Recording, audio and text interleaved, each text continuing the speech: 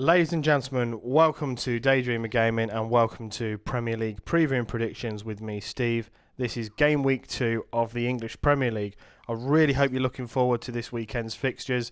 I hope they're as good as last weekend. We had a lot of goals last weekend, a couple of shock results, and we've got some tasty fixtures coming up this weekend as well. So, yeah, fingers crossed. Fingers crossed we have another good one.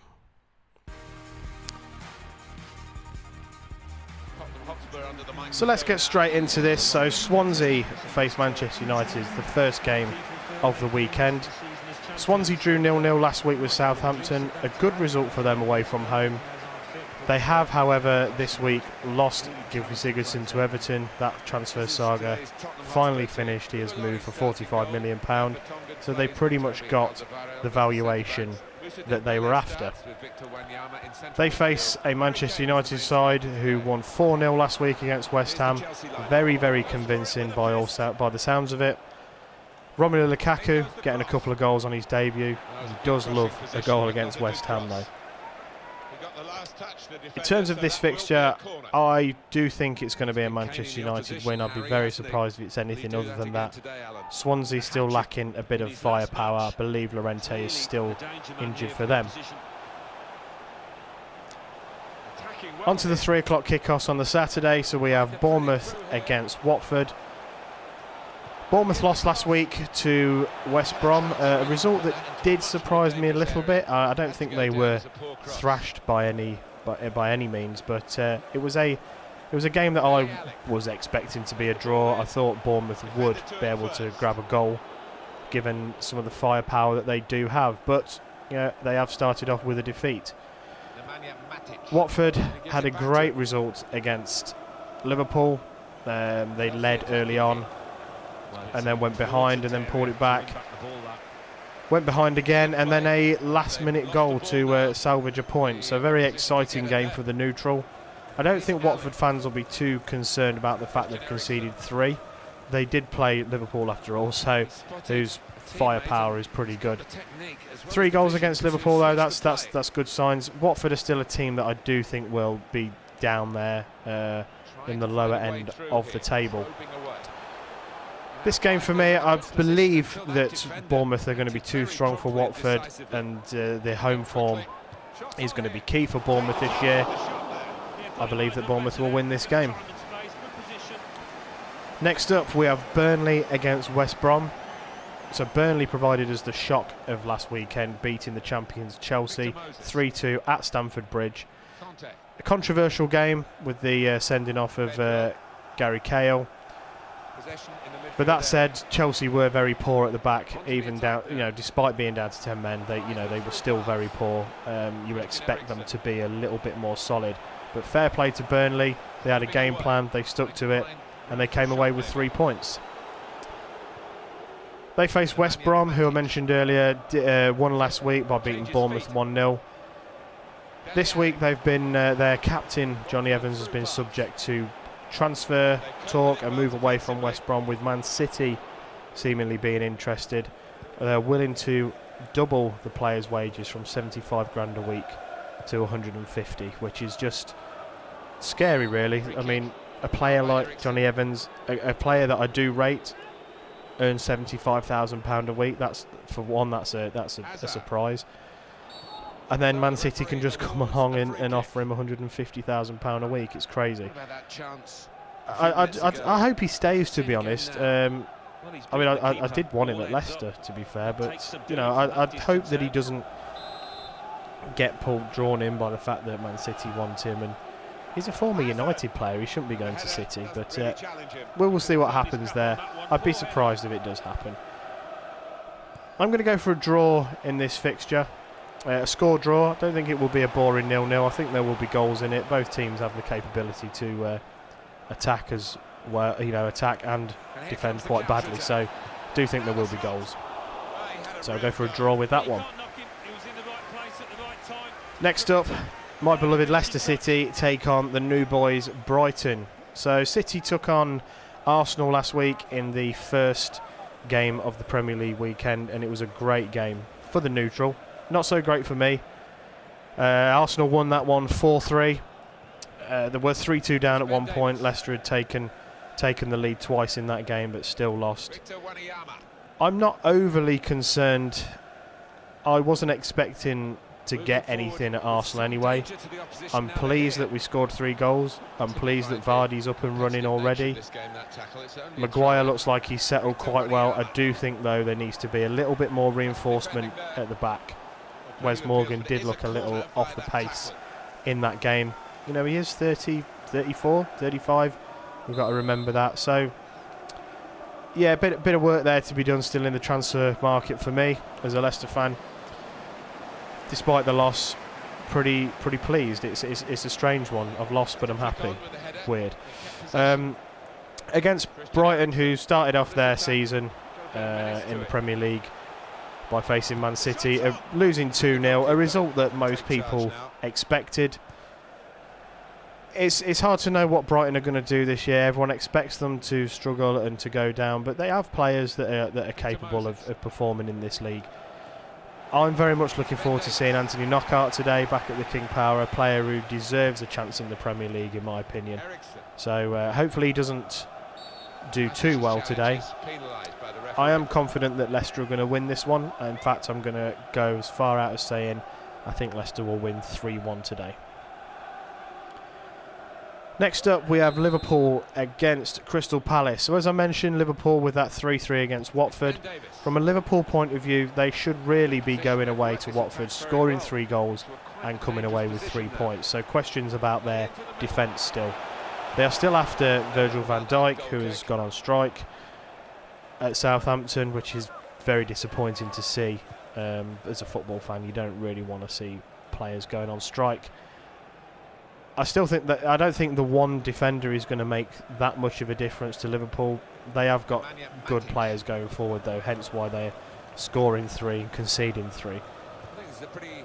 Crystal Palace did not have a great start to their 2017-2018 season, losing 3-0 at home to Huddersfield. Now, that's no disrespect to Huddersfield. They're an unknown this season. They're new to the Premier League, first time in the Premier League. You would have expected Crystal Palace to win. My concern about Palace, as I mentioned last week, was will these players be good enough to play the De Boer way, the Dutch way of football? Hard to know at this stage, but last week's result wouldn't have filled people with much confidence. I may be doing Huddersfield a real disservice here, and they could have just been absolutely superb. I would have expected Palace to win, though. They do still have some very, very good players. Palace are a bit of a bogey side for Liverpool, but that said, I expect Liverpool to win this one today. Up next, we have Southampton versus West Ham. Southampton have 1 point on the board, 0-0 against Swansea.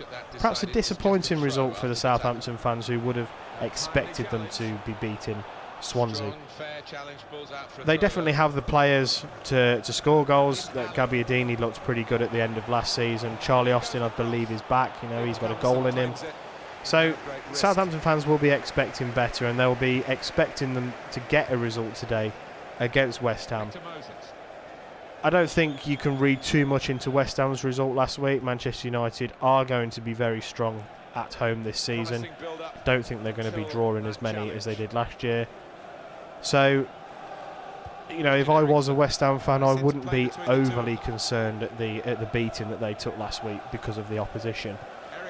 They do need to get something today, and they probably need to get, you know, a goal or two on the score sheet, just to allay those fears a little bit of have they got the strike power. Chicharito still looks like a good signing. I do think he will score goals this year.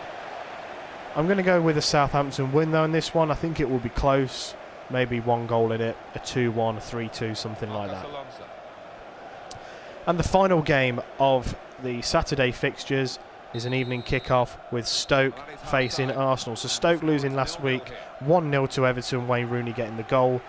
Again, a result that won't probably worry the Stoke fans too much. They will want to get up and running, though. And Arsenal, they do have defensive frailties. That was shown last week against Leicester.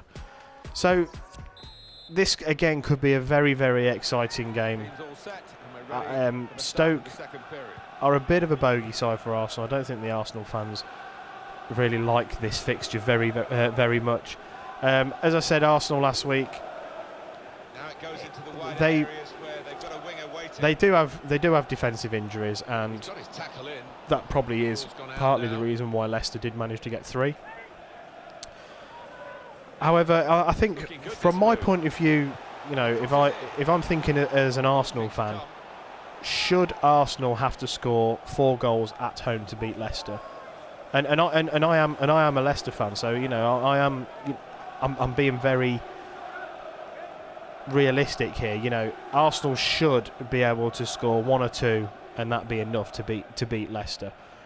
But they had to score 4, so I don't think there's any major concerns there at Arsenal. They will score goals. They have got injuries, and when those players are back, they will be a lot more defensively, a lot more solid. So this is a bit of a tricky one. This is always a tricky fixture to call because you just never know which Arsenal team are going to turn up. You never know which Stoke team are going to turn up. I'm going to say an Arsenal win in this one. So on to the Sunday fixtures, and we have the 2 newly promoted sides. So we have Huddersfield against Newcastle. As I mentioned earlier, fantastic start to the season for Huddersfield. Beyond their wildest dreams, I would have thought. 3-0 against Crystal Palace. Now, if you look at last weekend's fixtures, the newly promoted side, out of the newly promoted sides, Huddersfield probably had the best fixture. So Newcastle played Spurs, and Brighton playing Manchester City. So Huddersfield playing Crystal Palace. As a Huddersfield fan, you'd have been thinking, yeah, well, that's not a bad start to the season. I don't think in their wildest dreams they would have expected a 3-0 win, so fair play to them. As I mentioned, Newcastle played Spurs last week at home, 2-0. They lost. John Joe Shelby getting sent off, very, very silly. It seemed as though they were kind of in the game until that happened as well. I'm not saying that they would have gone on to win or held out for a draw. I still think there's something going on there in the background. Newcastle, Rafa just isn't happy at all. Isn't happy with the lack of spending or the lack of transfer activity. Be an interesting game, this one. I don't think it's going to be when people go, oh, it's just going to be a championship game. The championship is a great league, so this could be a very, very good game. I'm going to go with a Huddersfield win in this one. I think they're going to pile a bit more pressure on Newcastle. There's some big fixtures coming up for Newcastle, and they need to start picking up some points, or Rafa's going to walk. Simple as that. So interesting times ahead. I think Rafa is still one of the joint favourites to leave. Will be the first manager to leave his post in the Premier League. I'm going to go for a Huddersfield winning this one. Arguably the biggest game of the weekend is the game that I'm playing here on FIFA 17. I just want to pause for a moment to just look at that goal. That was incredible. Outside of the foot. First time. Look at that. What a goal. Anyway, back to the video. Sorry, that's really thrown me. That was a great goal. Spurs against Chelsea. So the first game at Wembley for Spurs. That's going to be their home for the season. I don't need to go over last week's results. I've already touched on that for both teams.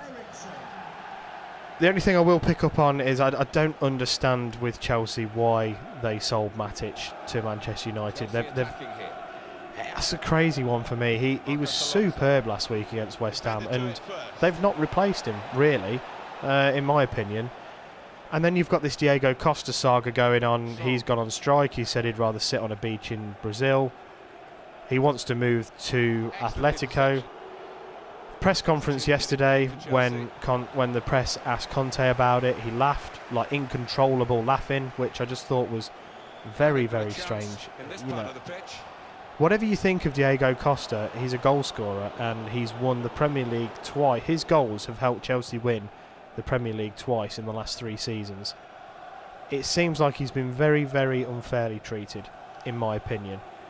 And Diego Costa, if they're not going to sell him and they're going to loan him out, there will be a queue of clubs that will take him. as I say, horrible little bastard of a player. What a little, he's a big bloke. But there will be a number of clubs after him. I would imagine a club like Everton would take him on loan in a heartbeat. So yeah, a bit of a strange one there.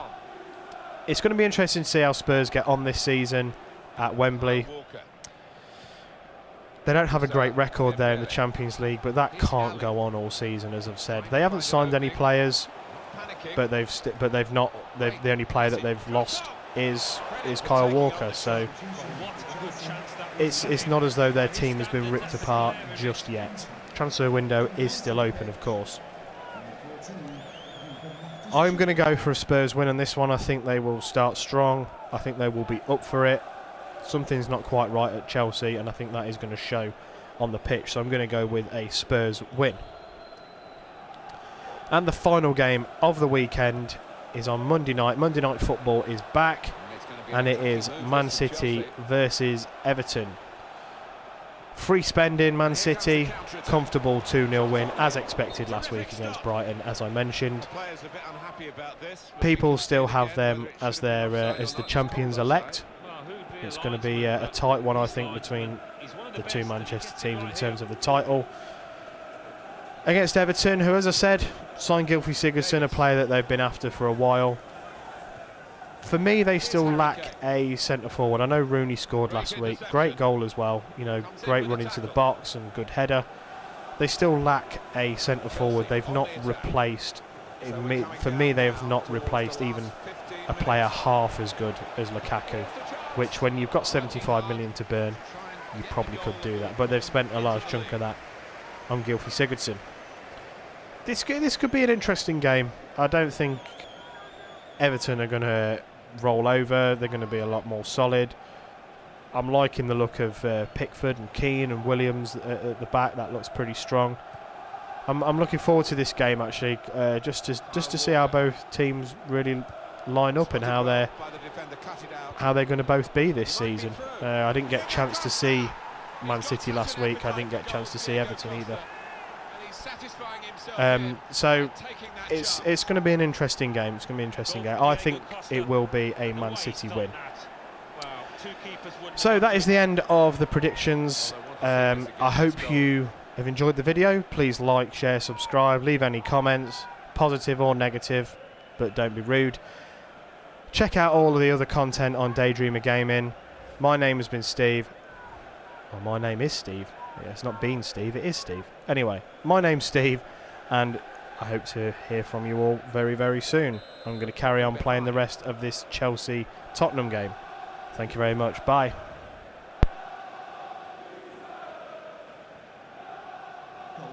Here's Ali. This has always looked a tricky game for Tottenham, and it could end in defeat unless something dramatic happens now. Yeah, it's been a close fought battle, this, but visitors have just been better in front of goal. Nice return pass. Dembele. Walker. Spotted that well and intercepted.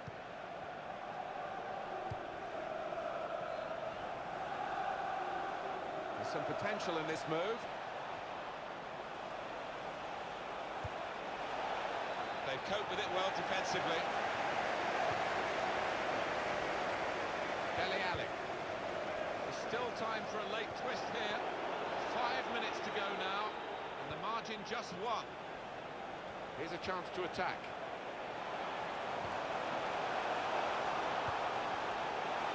Got to be. Saved by the goalkeeper at full stretch. It's a very important corner now. Let's see what they can do.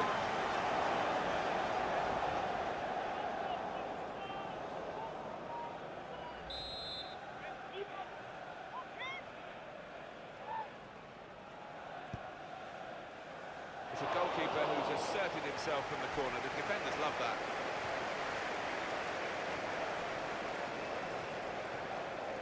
It's going to be a throw-in after that tackle. That's Filiqueta. Loftus-Cheek. White Hart Lane. Give a round of applause for today's Man of the match. Came in with a challenge. 23, Christian Eriksen. Looking to play his teammate through. Surely, and the timing of the goal. It's the equaliser. Very late on here. Absolutely amazing. Everybody shocked inside this stadium. Well, what a dramatic night this has been. We've had drama almost to the very last kick. They left it so late. They're level, Alan. Well, you played to 90 minutes, Martin, and they certainly did that here. Great stuff from them. So it's 2-2 now. The numbers go up. As far as added time is concerned, it's 4.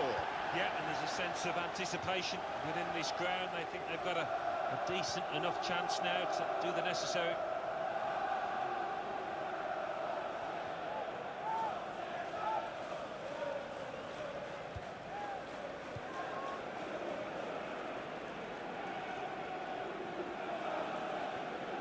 Davis made the challenge well.